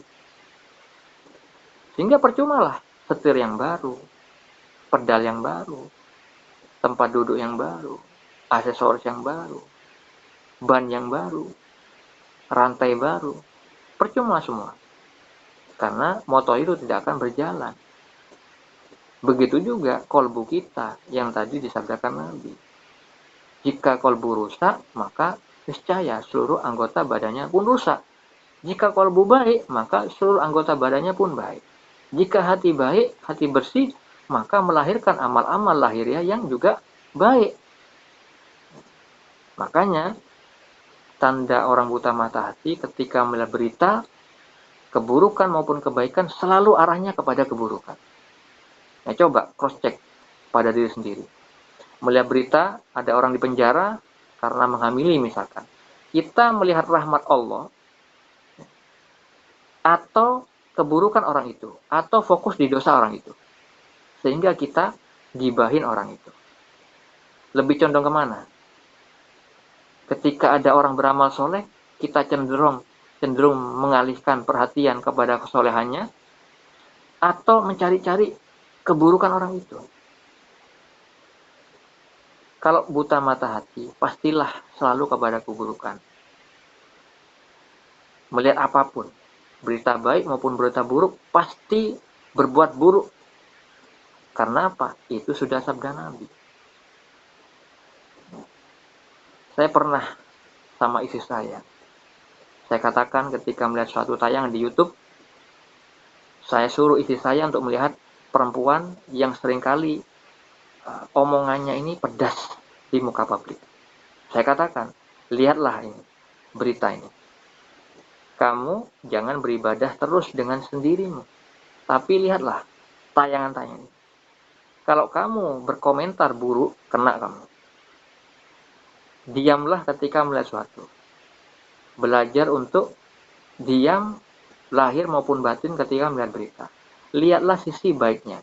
Lihatlah rahmat Allah yang ada beserta tayangan ini. Ketika ada orang buruk, maka lihatlah coba sisi baiknya di mana. Ketika istri saya sudah saya sarankan begitu, malamnya bermimpi tentang perempuan yang fenomenal ini. Terus besoknya lagi, saya perlihatkan lagi perempuan yang lain, yang juga fenomenal. Berbeda orangnya. Saya katakan dengan sama, mimpinya berbeda. Ternyata dua orang wanita yang fenomenal ini, satunya dari sudut pandang Allah diberitahukan bahwa orang ini baik sebenarnya. Yang satunya itu orang munafik. Terlihat di visual mimpinya ini kayak orang gila. Berantakan, sedangkan yang satunya baik. Nah, ini contoh ketika kita selalu melihat kebaikan, ketika kita melihat dengan rahmat, Allah melihat hati kita.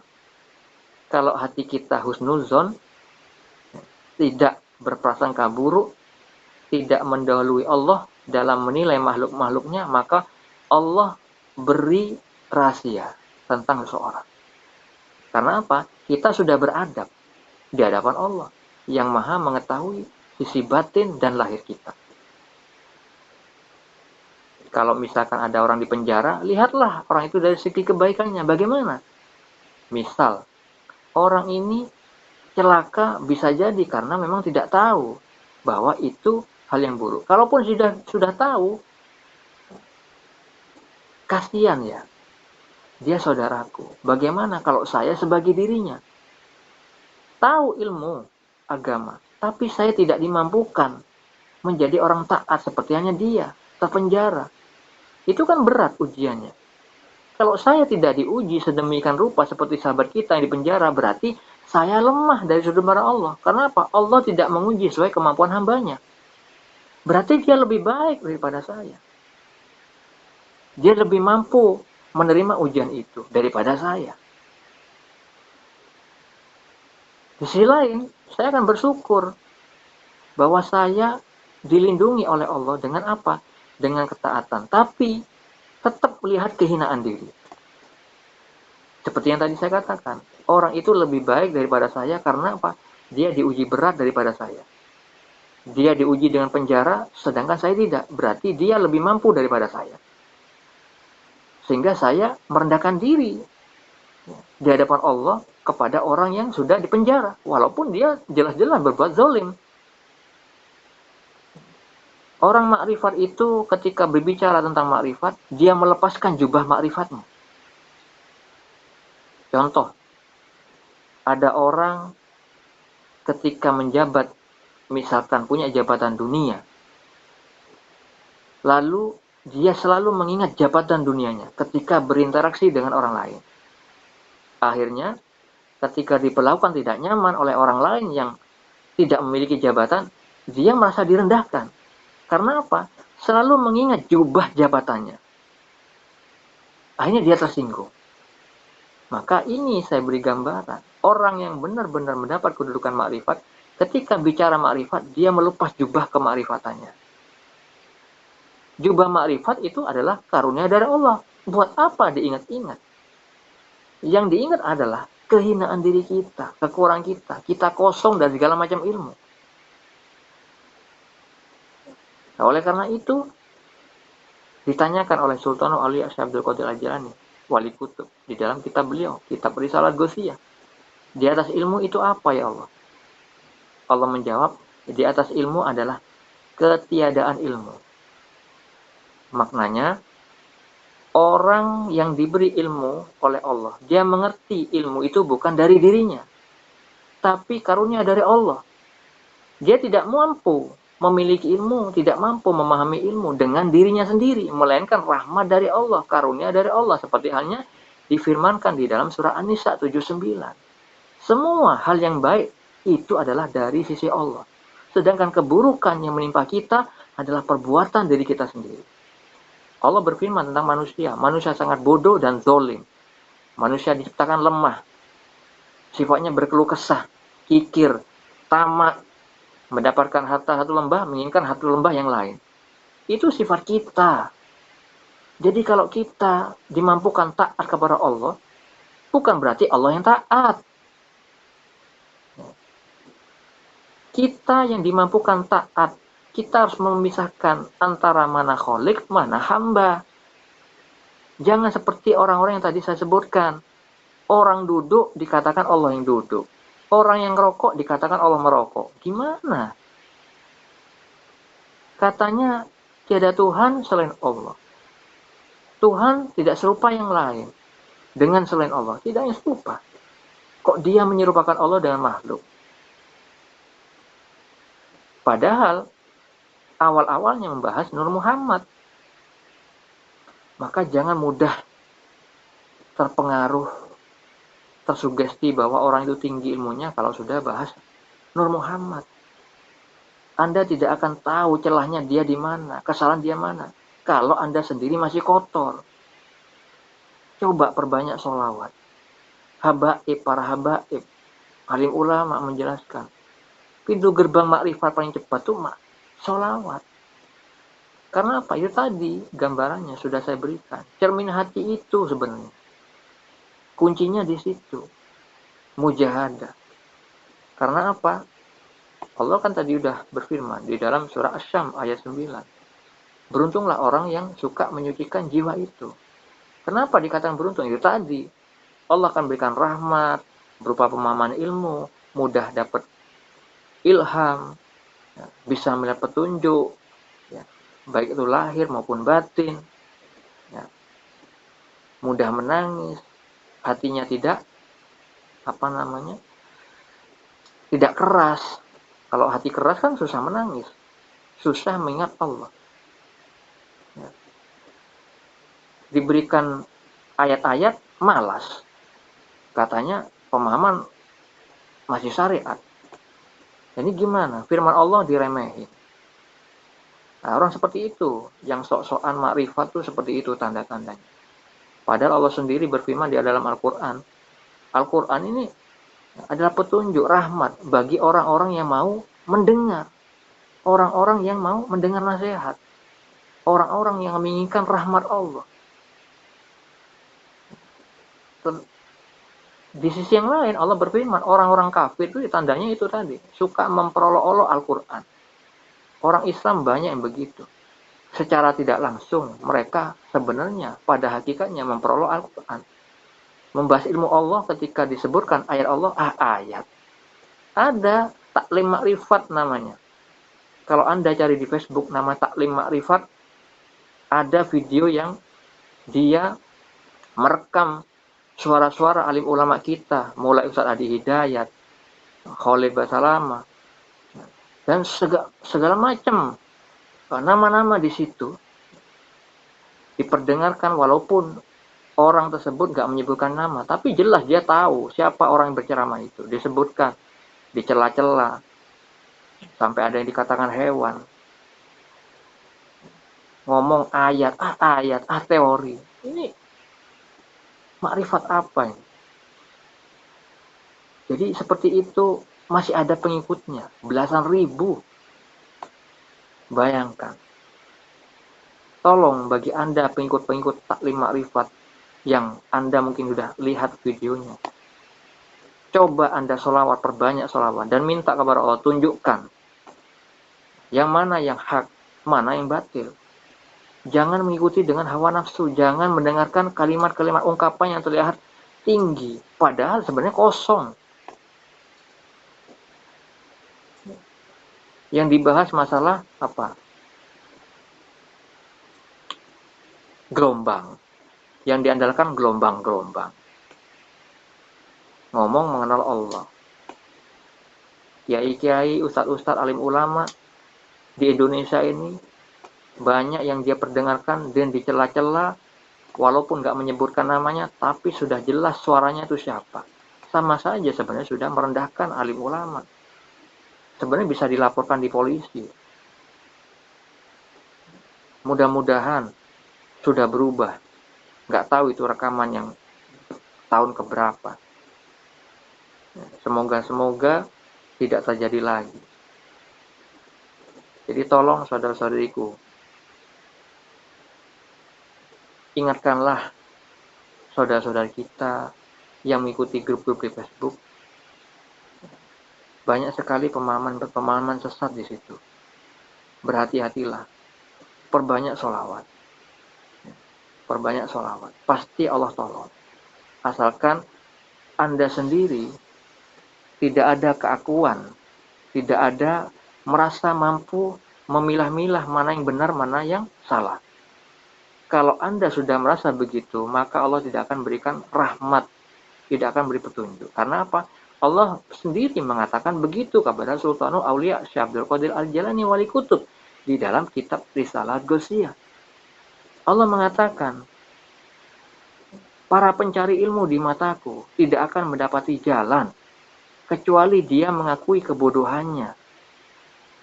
Dan apabila mereka tidak menanggalkan apa-apa yang sedikit ada padanya, maka dia akan jadi setan. Apa maknanya?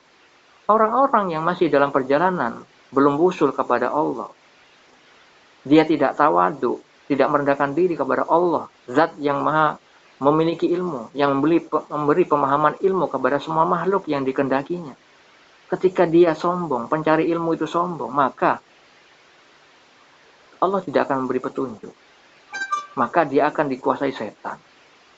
Intinya, orang-orang yang tidak berlindung kepada Allah dengan ketawaduan, maka Allah mengirimkan setan-setan itu kepada hati-hati yang berpenyakit. Itu ada di Al-Quran. Jadi kalau misalkan Anda termasuk orang yang seringkali meremehkan orang lain, yang mengatakan hanya syariat, orang level rendahan, orang ngomong ayat dicela, hati-hati. Bisa-bisa Anda yang dikunci mati oleh Allah Subhanahu wa Ta'ala sehingga tidak tahu bahwa Anda telah tersesat. Karena di Al-Quran sudah banyak firman Allah tentang peringatan hal itu. Ya. Allah menjadikan baik perbuatan sehingga terlihat mereka benar. Padahal dari sudut pandang Allah tidak demikian. Berbaik sangkalah kepada semua makhluk. Walaupun misalkan ada ustadz atau kiai yang memang ada kesalahan. Karena semua manusia pasti salah. Kecuali Nabi. Ada lagi seorang anak muda yang pintar ilmu namun sorok. Tapi suka meluruskan ustadz-ustadz yang sudah tua, kiai-kiai sudah tua di muka umum. Saya diam melihat itu. Saya tidak keburu-buru menilai pemuda ini. Ternyata saya dimimpikan tentang laki-laki ini masih muda. ilmunya sangat baik. Saya nggak punya ilmu nahwu sorof, ilmu balaghah nggak punya saya. Tapi saya diberitahu sama Allah tentang orang-orang yang memang terjerumus karena ilmunya. Hati-hati, orang-orang yang memiliki kelebihan ilmu itu seringkali terjerumus dengan keakuan. Sehingga saya diberitahu oleh Allah, pemuda ini ternyata suka menjustifikasi orang, suka menganggap orang Wahabi, sombong. Di mimpinya saya minta diajari Al-Quran, langsung dia mengatakan, kamu Wahabi ya. Akhirnya saya diberitahu sama Allah, wah seperti ini ternyata orangnya. Akhirnya saya diajari orang lain yang ikhlas di mimpi itu. Saya husnuzon juga sama seorang yang ilmunya tinggi, orang yang sudah terkenal. Dan saya diberitahu tentang beliau. Saya beritahu tentang Habib Umar. Istri saya juga begitu, Habib Umar. Itu benar-benar alim ulama, benar-benar wali Allah. Wan Sehan juga benar-benar wali Majeduk.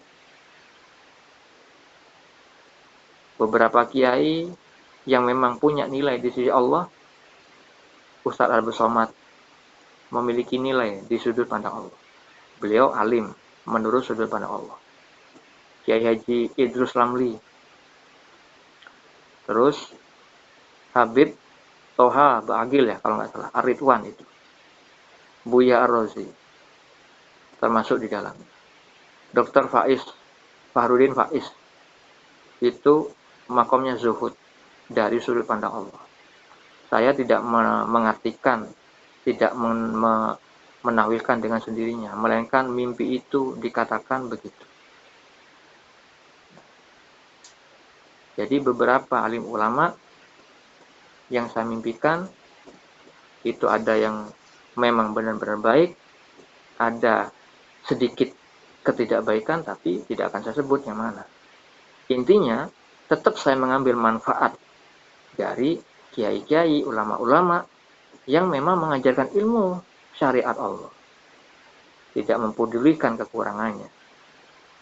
Karena saya pun lebih banyak kekurangan daripada mereka. Saya bukan siapa-siapa, saya pakai ilmu. Ya, oleh karena itu, peliharalah selalu sikap keaiban kita, kekurangan kita. Sebab kalau tidak, Allah bisa menutup mata hati kita. Karena kita sudah secara hakikat merasa lebih baik daripada orang lain. Saya mengatakan hal yang demikian tadi, bukan saya menjustifikasi dengan diri saya sendiri. Saya memang dianjurkan untuk menciptakan mimpi.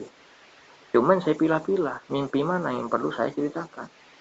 Dan kalaupun ada seorang yang mimpi yang saya diberikan tentang keburukannya, saya tidak akan nyebutin nama, kecuali orang-orang tersebut memang sudah melampaui batas dari sudut pandang Allah dan memang harus disiarkan. Karena ghibah itu ada 6 poin yang diperbolehkan oleh syariat, yang mana disebutkan di dalam kitabnya Imam Nawawi rahimahullah di kitab Riyadhus Shalihin yang sudah pernah saya siarkan di salah satu video di channel ini. Ya, judulnya 6 ghibah yang halal. Ya. Saudara-saudariku, muslimin muslimat, mukmin mukminat, tentang si Fulan tadi, intinya Fulan tadi sudah baik mau mengamalkan sholawat. Sholawat apapun yang Anda yakini, silakan amalkan. Tentunya niatkan lillahi ta'ala. Jangan diniatkan untuk meraih makom-makom. Upayakan benar-benar niat lillahi ta'ala. Mengabdi kepada Allah, karena amal baik itu adalah ciptaan Allah, maka kita hidangkan, kita persembahkan. Seperti hanya Syekh Ibnu Athaillah As-Sakandari di dalam kitab Al-Hikam menyebutkan amal baik itu adalah sedekah dari Allah, sedangkan kita hanya mempersembahkan saja. Maka lebih baik mana? Yang menyedekahkan kepada kamu atau kamu yang mempersembahkan?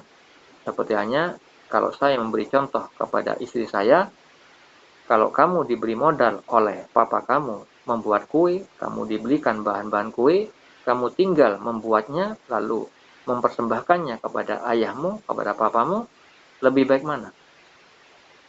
Papamu yang memberikan peluang sehingga kamu bisa membuat kue dan akhirnya bisa beraktivitas membuat kreasi kue, atau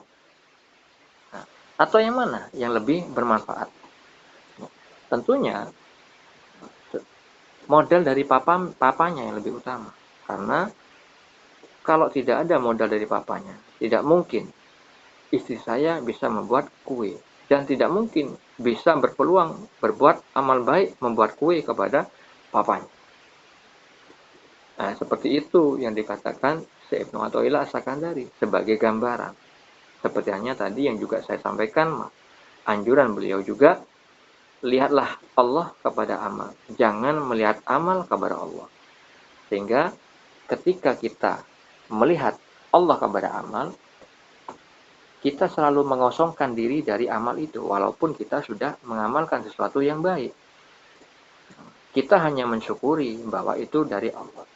Menyaksikan dengan mata hati bahwa itu adalah karunia Allah semata-mata. Kita tidak mampu berbuat apa-apa. La haula wala quwata illa billah. Kita tidak bisa menghindar dari maksiat tanpa rahmat Allah. Dan juga kita tidak mampu mengupayakan dengan diri kita sendiri melakukan amal baik tanpa rahmat Allah juga. Sehingga pada intinya apa yang saya sampaikan tentang si fulan ini, perjalanan suluk haruslah awalnya kita harus membersihkan hati kita dulu. Jangan keburu-buru mengisi dengan banyak ilmu kalau kita hatinya masih kotor. Seperti hanya suatu wadah makanan, apabila ada racun, percuma kita mengisi dengan banyak makanan yang enak-enak, yang lezat-lezat, yang mahal-mahal. Akhirnya toh kita mati juga karena memakan racun tersebut. Seperti itu yang dikatakan oleh Allah Subhanahu wa taala di dalam kitab Risalah Ghausiyah dengan perkataan, "Wahai penolong agung, barang siapa terhalang dari perjalananku di dalam batin, maka ia akan diuji dengan perjalanan lahir, dan ia tidak akan semakin dekat dariku melainkan justru semakin menjauh dalam perjalanan batin." Artinya, wahai penolong agung ini adalah sebutan dari Allah kepada Sultan Aulia Syekh Abdul Qadir Al-Jilani.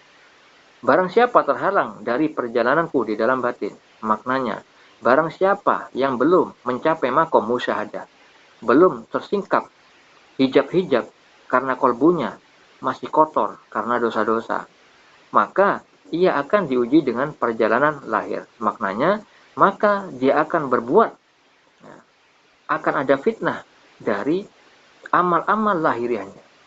Amal lahiriahnya mengandung dosa seperti hanya tadi yang disabdakan Nabi kita, Nabi Muhammad SAW, ketika kolbu itu rusak, maka niscaya seluruh anggota badannya rusak. Dan ia tidak akan semakin dekat dariku, melainkan justru semakin menjauh dalam perjalanan batin. Maknanya, dengan perbuatan amal lahiriahnya yang mengandung dosa, yang tidak disadarinya itu, semakin bertambah dosanya sehingga menghijabi dirinya semakin jauh dariku, semakin jauh dari rahmatku, semakin jauh dalam pencapaiannya, mencapai musyahadah. Semakin susah. Ya.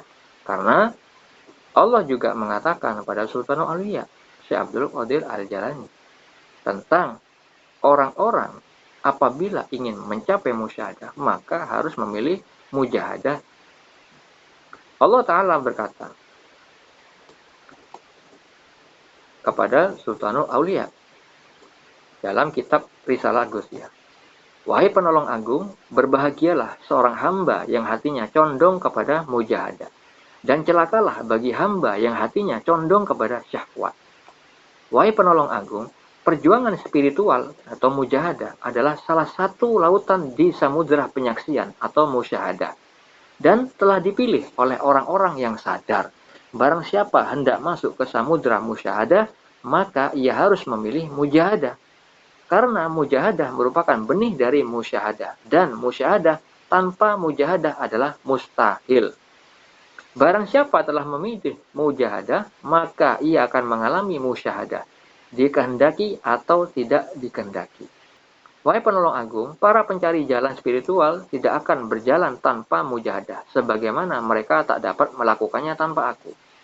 Intinya, semua perkataan Allah tadi, apabila kita ingin mencapai musyahadah, yaitu penyaksian mata hati, bisa tersingkap, terbuka hijab, sehingga kita bisa melihat segala sesuatu terhadap af'al Allah, asma Allah, dan sifat Allah, maka kita dianjurkan untuk mujahadah, yaitu berjuang dengan sungguh-sungguh, melawan hawa nafsu. Dengan cara apa? Ibadah lahir dan batin.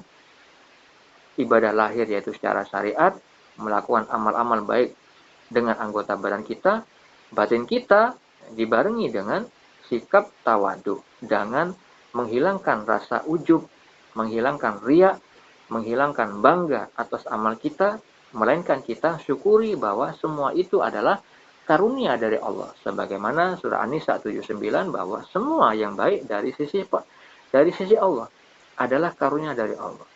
Dan apabila orang itu tidak memilih mujahadah, maka Allah tidak akan merahmatinya. Allah tidak akan menolongnya. Dia akan celaka. Ibaratnya mereka berjalan tanpa aku. Jadi orang yang berjalan suluk kepada Allah tanpa melalui mujahadah itu mustahil. Jadi tidak mungkin orang mencapai makom musyahadah dengan hanya membaca buku-buku atau kitab-kitab. Sebagaimana Sultanul Aulia Syekh Abdul Qadir Al-Jilani juga mengatakan demikian. Seperti tadi saya contohkan, orang baca ilmu resep masak saja tanpa mau praktek. Tanpa mau praktek dengan tekun, belajar dengan ketawaduan sehingga mencapai hasil masakan yang enak. Nah, ini hal yang menarik bagi saya. Allah mengatakan, barang siapa telah memilih mujahadah, maka ia akan mengalami musyahadah, dikehendaki atau tidak dikehendaki. Jadi maknanya, kita itu kalau mujahadah, mau ada niat musyahadah ataupun tidak, tetap dapat. Ini maknanya, ada menyangkut terkait sifat Allah yang maha bijaksana, yang menciptakan semuanya berpasang-pasang. Setiap amal Allah sudah pasangkan dengan hasilnya. Kalau orang itu berbuat baik, sudah pasti dapat kebaikan. Makanya Anda niat ataupun tidak mencapai musyahadah, itu pasti terjadi. Karena Allah maha baik dalam membalas segala sesuatu kebaikan. Baik itu perbuatan baik maupun buruk, Allah tetap membalasnya, walaupun sebiji zarrah. Seperti yang difirmankan dalam surat Az-Zalzalah ayat 7-8. Nah, seperti itu. Jadi intinya, untuk mendapat makom atau kedudukan makrifat di sisi Allah, tidak hanya dengan membaca buku teorinya, melainkan kita harus melakukan amalan-amalan yang Allah perintahkan, yang disyariatkan, terutama yang wajib-wajib jangan ditinggal, apalagi bisa menambahkan yang sunnah. Sehingga Allah melihat kesungguhan kita dalam mengabdi kepadanya, tetap melihat kehinaan kita, mensyukuri perbuatan baik yang kita lakukan adalah karunia dari Allah, tidak dengan diri kita sendiri, karena kita memang tidak mampu. Sebagaimana Sultanul Aulia Syekh Abdul Qadir Al-Jilani mengatakan, kita ini seonggok daging yang tidak bisa berbuat apa-apa tanpa rahmat Allah. Oleh karena itu, saudara-saudariku, mari kita semua jadikan apa yang kita lihat, apa yang kita dengar menjadi sarana beribadah kepada Allah. Selalu mengingat kehinaan kita, keterbatasan kita, sehingga Allah menaikkan derajat kita. Karena Nabi Muhammad SAW bersabda, barang siapa yang merendahkan diri ke hadapan Allah, maka Allah akan meninggikan derajat. Dengan apa? Dengan memberikan petunjuk kepada kita, lalu memampukan kita beramal sesuai petunjuk itu dengan benar, akhirnya tercapailah derajat yang tinggi di sisi Allah. Itu saja yang bisa saya sampaikan. Assalamualaikum warahmatullahi wabarakatuh.